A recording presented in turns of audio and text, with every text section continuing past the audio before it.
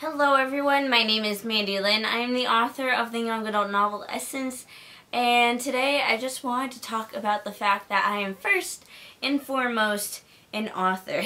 Now, about a month ago, my life was turned completely upside down, and this has not been the first time my life has been completely turned upside down. In fact, it's happened quite a few times in my life, and I don't appreciate it, but I try and grin and bear. I would like to say that this time I did a lot better than last time. About a month ago, I made the decision to transfer colleges because as much as I love the school I was at currently, I was not happy there, and I didn't really know why. I loved the classes, I loved the professors, and I loved my friends I had there.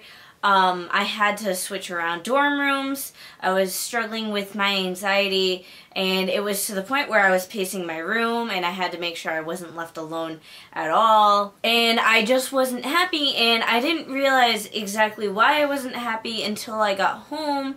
When I got home, the first thing I did was rearrange my room. As you guys see, these bookshelves are in different positions than they were before. My room looks completely different because I just wanted change. I wanted to turn over a new leaf, and I didn't know what to do, and I had to keep myself distracted because the entire time I was like, I don't even know if I made the right decision, if I was supposed to transfer or not, and it didn't help that I was sitting back being like, this is a huge life decision, I don't know if I made the right decision.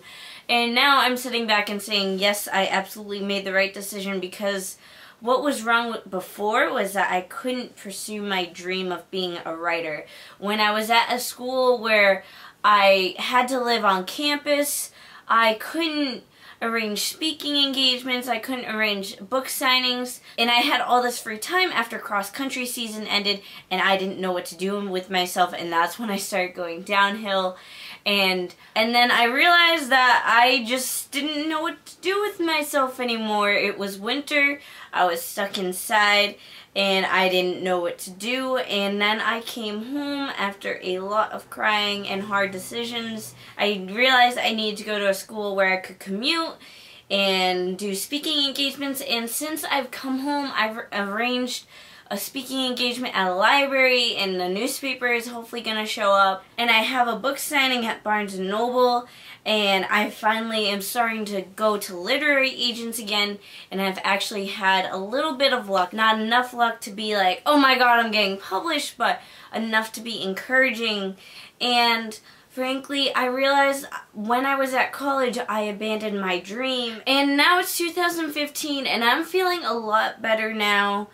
And I'm realizing that 2014 was not my year. 2014 was kind of brutal for me. My senior year was not like I wanted it to end, and I was struggling with both general anxiety disorder and depression, and that made going to school awful. I treated myself as broken, so that's how other people perceived me, and that's something you should never do.